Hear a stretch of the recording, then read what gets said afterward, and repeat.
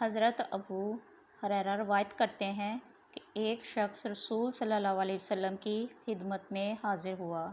عرض کیا، یا رسول اللہ صلی اللہ علیہ وسلم، میں نے اپنی بیٹی کا نکاح کر دیا ہے اور اس کے خاوند کے پاس بھیجنا چاہتا ہوں۔ میرے پاس کوئی خوشبو نہیں۔ آپ صلی اللہ علیہ وسلم کچھ عنایت فرمائیں۔ آپ صلی اللہ علیہ وسلم نے ارشاد کیا کہ میرے پاس موجود نہیں، کل صبح ایک چوڑے منہ والی شیشی اور کسی درخت کی لکڑی میرے پاس لے آنا۔ دوسرے روز وہ شخص شیشی اور لکڑی لے کر حاضر خدمت ہوا۔